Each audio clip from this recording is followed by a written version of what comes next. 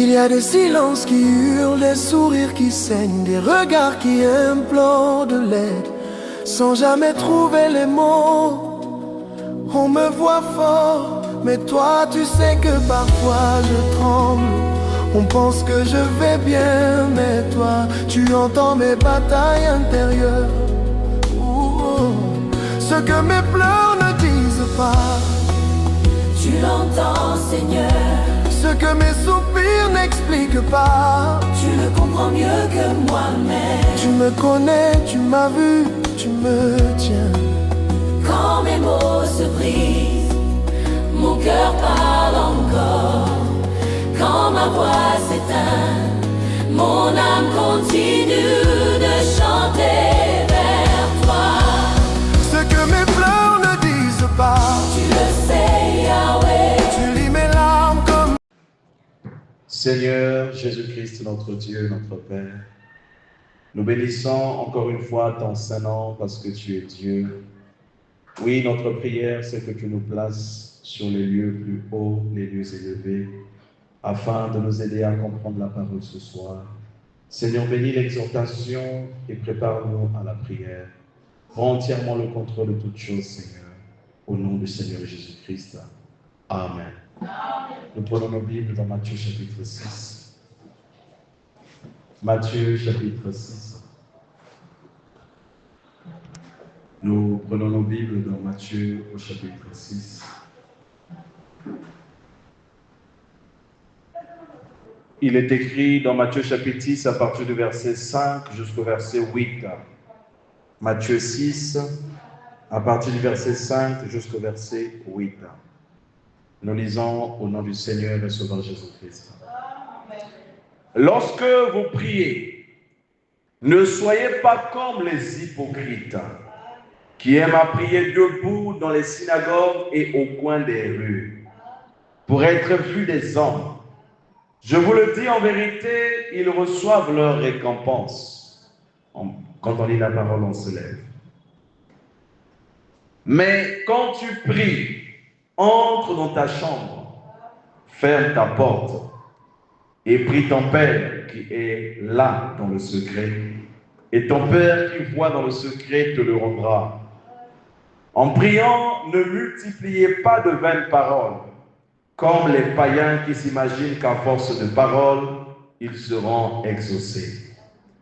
Ne leur ressemblez pas, car votre Père sait de quoi vous avez besoin avant que vous le lui demandiez. Amen.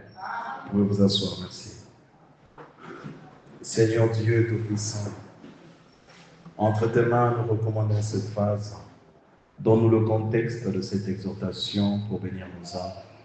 Au nom de Jésus-Christ. Amen. Alors ce soir, nous allons exhorter un tout petit peu avant d'entrer dans la prière. Je tiens à bénir chacun de vous, que le Seigneur vous bénisse richement. Merci pour votre présence, merci pour vos multiples sacrifices. Alors ce soir, nous allons exhorter sur un petit sujet que nous intitulons « Ne multipliez pas de vaines paroles ». Amen. Ne multipliez pas de vaines paroles. Vous avez remarqué que nous avions lu cela dans l'évangile de Matthieu au chapitre 6. L'expression « ne multipliez pas de vaines paroles » vient du discours de Jésus dans le sermon sur la montagne, précisément dans Matthieu au chapitre 6 que nous venons de lire. Les vaines paroles, ce sont ici des paroles sans cœur. Est-ce que quelqu'un m'entend? Des paroles répétées sans comprendre. Des prières récitées mécaniquement. Des discours religieux sans sincérité. Des formules vides, juste pour faire joli. Ça, ce sont des vaines paroles.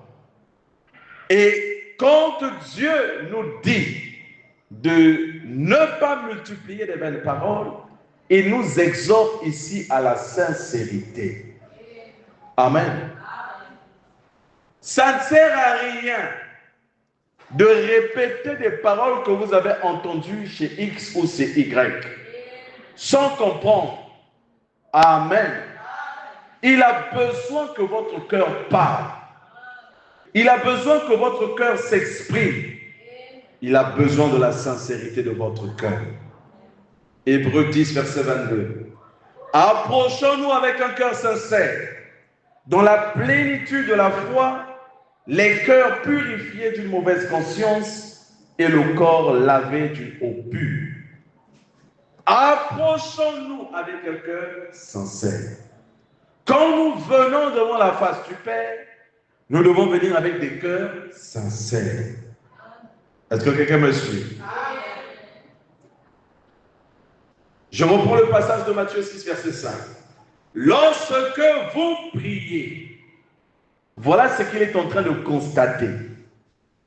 Parce que s'il a émis toutes ces observations-là, c'est parce qu'il le voyait.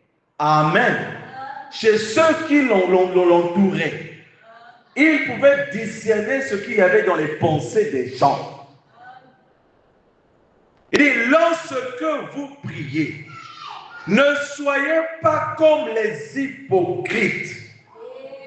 Il compare ceux qui multiplient les vaines paroles à des hypocrites. Ne soyez pas comme des hypocrites qui aiment à prier debout dans les synagogues au coin des rues. Donc même les intentions qui les animaient n'étaient pas bonnes. Ils voulaient qu'on les voie. Et le Père dit que nous ne devons pas être comme des hypocrites. Et Jésus a fait des reproches aux pharisiens à cause de leur hypocrisie. Dans Matthieu 23, versets 27 et 28, il est dit ce qui suit. Malheur à vous, scribes et pharisiens hypocrites. Vous ressemblez à des sépulcres blanchis. Au dehors, vous paraissez justes aux hommes, mais au dedans, vous êtes pleins d'hypocrisie et d'iniquité. Est-ce que quelqu'un peut dire amen? Au dehors, vous montrez autre chose. Mais au dedans de vous, vous êtes des tombeaux blanchis. Amen. L'extérieur est beau, mais l'intérieur n'est pas nettoyé. Vous nous présentez une chose alors que vous-même, vous n'êtes pas dedans. C'est de l'hypocrisie. Et le Seigneur dit que vous êtes plein d'hypocrisie et d'iniquité. Et l'iniquité, c'est faire une chose que vous savez être bon, que mauvais, mais vous le faites quand même. C'est ça l'iniquité. Vous êtes conscient de votre erreur, mais vous foncez quand même dans l'erreur. Est-ce que vous comprenez? Et il continue en disant, ça ce sont des reproches qu'il fait aux pharisiens. Lorsque tu fais le monde, tu donnes de l'argent aux gens, tu fais un don aux gens. Ne fais pas sonner de la trompette devant toi, comme font les hypocrites. Parce que les hypocrites aiment se faire voir. Il dit, quand tu donnes de l'argent à quelqu'un, ne sonne pas la trompette partout. Que l'on sache qu'un tel a donné, un tel a fait ceci, un tel a fait cela. Tu vas alarmer tout le monde que c'est toi qui as donné un tel. Jésus dit, ne le faites pas. Il dit, quand vous jeûnez, ne prenez pas un air triste, comme les hypocrites. On annonce un jeûne à l'église. Tu acceptes malgré toi de jeûner. Mais au-dedans de toi, tu n'es pas d'accord. Et tu deviens triste le long de la journée. Amen. Ce n'est pas ça un vrai jeûne. Est-ce que vous comprenez? C'est de l'hypocrisie. Si tu n'es pas d'accord, ne le fais pas. Amen. Tout le monde doit savoir que tu jeûnes. Est-ce que c'est ça vraiment la vie chrétienne? La vie du paraître. Quand tu jeûnes, tu n'as pas besoin que les gens sachent que tu jeûnes. Tu jeûnes tranquillement dans ton coin. Et ta mine est normale. Amen. Alors que c'est un programme qui est fait pour ton bien. Amen. Matthieu 15, versets 7 et 8. Hypocrite, Ésaïe a bien prophétisé sur vous. Il dit que ce peuple m'honore des lèvres, mais son cœur est éloigné de moi. Voilà ce qu'est un hypocrite. De sa bouche, il parle de Jésus. De sa bouche, il chante des cantiques. De sa bouche, il récite des citations. De sa bouche, il récite des versets bibliques. Amen. Mais dans son cœur, il n'est pas en ordre. C'est le jour et la nuit entre ce qu'il fait et ce qu'il pense. Est-ce que vous me comprenez? Ne vous retrouvez pas dans ce lot-là. Dans l'Ancien Testament, Ésaïe a dit la même chose à ces hypocrites-là. Ils honorent Dieu des lèvres, mais leur cœur est éloigné de Dieu. Combien aujourd'hui honorent Dieu simplement des lèvres, mais leur cœur n'est pas totalement abandonné à Dieu. Amen. Samson avait donné sa force à Dieu, mais il a donné son cœur à une femme. Est-ce que vous me comprenez? Dieu a besoin du meilleur que vous avez.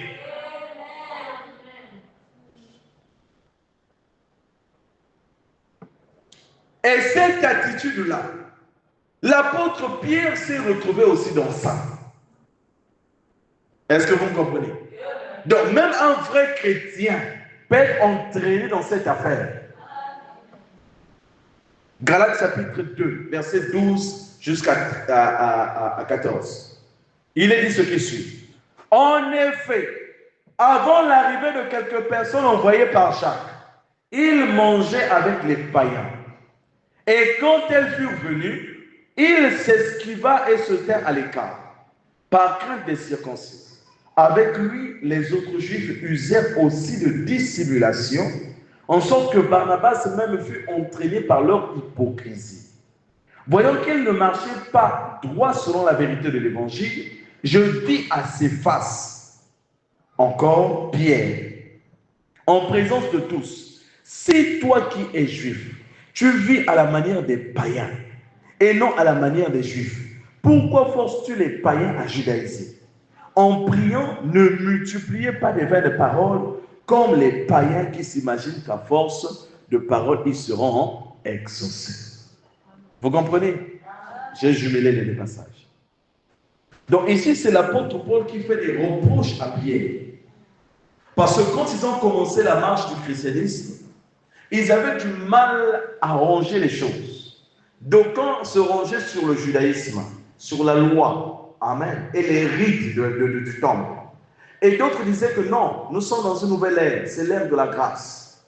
On ne peut pas forcer aux païens de judaïser.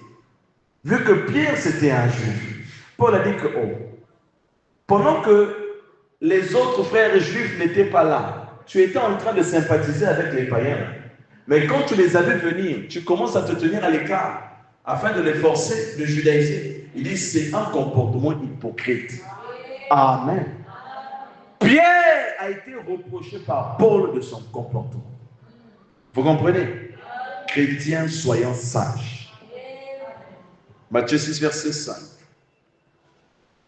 Lorsque vous priez, ne soyez pas comme les hypocrites qui aiment à prier devant et debout dans les synagogues au coin des rues pour être vus des hommes. Je vous le dis en vérité, ils reçoivent leur récompense. Ils le font pour être vus. pour que les gens regardent. Ah, il y a des Sabila. Ah, il y a des vrais chrétiens. La vie chrétienne, ce n'est pas le matalana.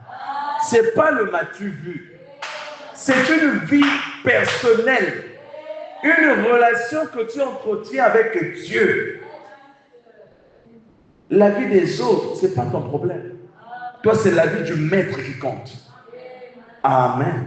On ne fait pas des choses pour plaire aux hommes. Matthieu 6, verset 1. Gardez-vous de pratiquer votre justice devant les hommes pour être vus. Autrement, vous n'aurez point de récompense auprès de votre Père qui est dans les cieux. Jésus met en garde ces chefs religieux-là. Si vous vous comportez ainsi, vous n'aurez pas de récompense devant Dieu. Dieu a besoin de cœurs honnêtes et sincères. Quand il faisait les mondes, il voulait que les gens les voient. Quand il voulait jeûner, il voulait que tout le monde sache qu'ils sont en train de jeûner. Amen. Il dit que ce n'est pas ça la vie. La vie pour impressionner, non. Dieu ne veut pas ça. Matthieu 23, verset 5. Ils font toutes leurs actions pour être vus des hommes. Amen. Nous ne faisons pas toutes nos actions pour être vus au vu des hommes. Nous le faisons pour Dieu. Si vous marchez ainsi, vous serez original. Amen. Vous n'allez pas fabriquer une vie chrétienne, mais vous serez honnête et sincère. Est-ce que vous me comprenez? En résumé, la Bible condamne ceux qui prient pour être admirés. La Bible condamne ceux qui donnent pour être félicités. La Bible condamne ceux qui jeûnent pour être respectés.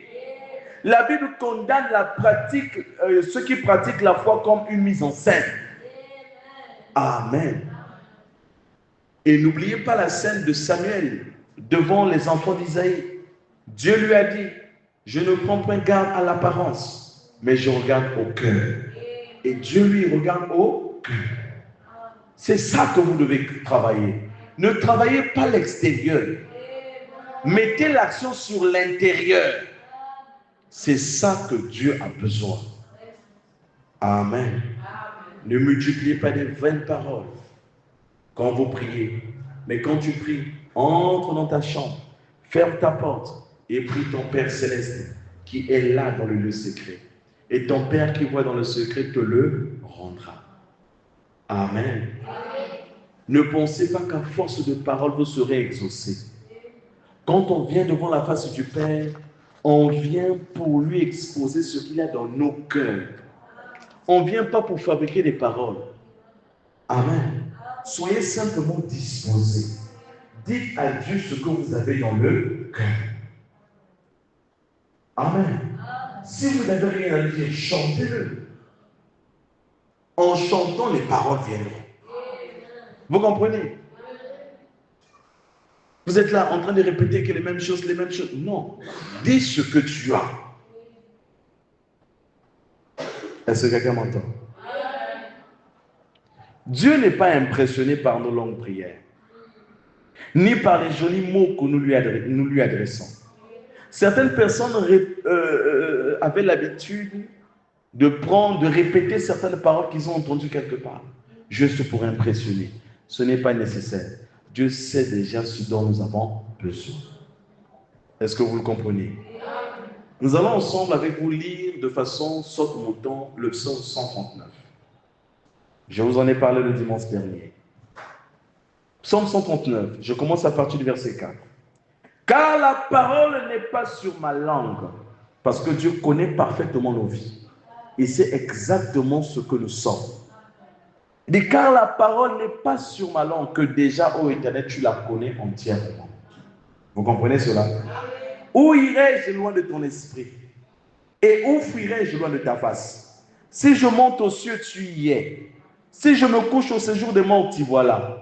Si je prends des ailes de l'aurore et que j'aille habiter à l'extrémité de la mer, là aussi ta main me conduira et ta droite me saisira. Si je dis au moins les ténèbres me couvriront, la nuit devient lumière autour de moi. Même les ténèbres ne sont pas obscures pour toi. La nuit brille comme le jour et les ténèbres comme la lumière. C'est toi qui as formé mes reins, qui m'as tissé dans le sein de ma mère. Mon corps n'était point caché devant toi lorsque j'ai été fait dans le lieu secret. Tissé dans les profondeurs de la terre, quand je n'étais qu'une masse informe, tes yeux me voyaient. Quand tu étais encore une masse, Dieu te connaissait déjà. Amen.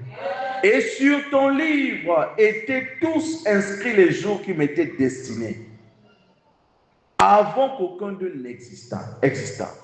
Que tes pensées, ô Dieu, me semblent impénétrables, que le nombre en est grand. Sonde-moi, ô Dieu, et connais mon cœur. Éprouve-moi et connais mes pensées. Dieu connaît tout de nous. Donc, nous ne lui apprenons rien. Est-ce que vous comprenez? C'est pourquoi il veut la sincérité. Ne multiplions pas les vaines paroles dans la prière. Soyons nous-mêmes. Ne soyons pas influencés par quelqu'un. Soyez original. Vous comprenez? Ne pas multiplier les vaines paroles, c'est prier avec sincérité plutôt qu'avec répétition inutile.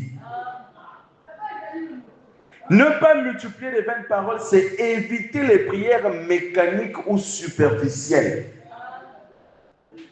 C'est parler à Dieu comme à un père qui écoute vraiment. Se concentrer sur le cœur, pas le nombre de mots. Écoutez votre cœur parler.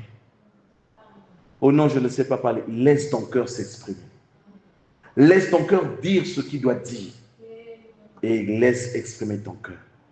Amen. Alors nous allons nous lever pour prier.